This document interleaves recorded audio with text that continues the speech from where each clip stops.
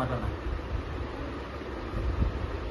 ఈ నెల 20వ తారీఖు నుండి 30వ తారీఖు వరకు రాష్ట్ర వ్యాప్తంగా ఎస్సీ, ఎస్టీ, బీసీ, మైనార్టీ సంక్షేమ హాస్టల్స్ లో మరి విద్యార్థులతో ముఖాముఖి అదేవిధంగా హాస్టల్ నిద్ర కార్యక్రమాన్ని చేపట్టడం జరిగింది.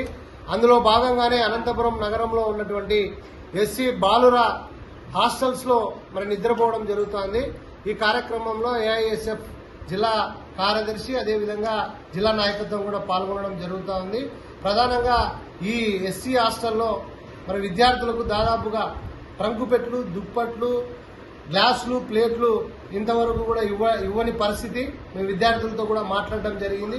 అదేవిధంగా ధరలకు అనుగుణంగా మెస్ ఛార్జీలు కూడా ఇవ్వడం లేదు. మెనూ ప్రకారం కూడా ఆహారాన్ని విద్యార్థులకు అందించడం లేదనేది ప్రధానంగా విద్యార్థులు చెప్పడం జరిగింది.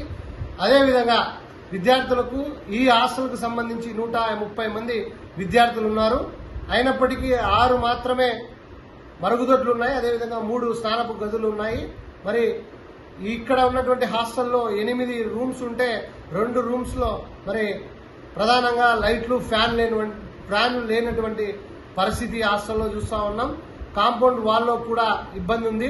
మరి పెచ్చులు ఊడిపోయినటువంటి పరిస్థితి ఈ హాస్టల్లో ఉంది. కాబట్టి మరి ఇదే హాస్టల్లో కాకుండా మరి రాష్ట్ర వ్యాప్తంగా కూడా విద్యార్థుల సమస్యలు ఉన్నాయి.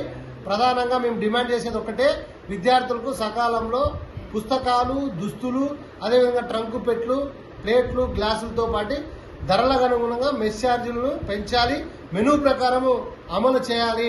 మరి అదేవిధంగా హాస్టల్ మెయింటెనెన్స్ కూడా నిధులు ఎవ్రీ ఇయర్ కూడా వెంటనే కేటాయించాలి.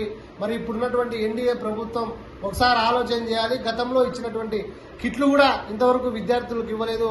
వాటిని కూడా వెంటనే మంజూరు చేయాలని ప్రధానంగా డిమాండ్ చేస్తా ఉన్నాం.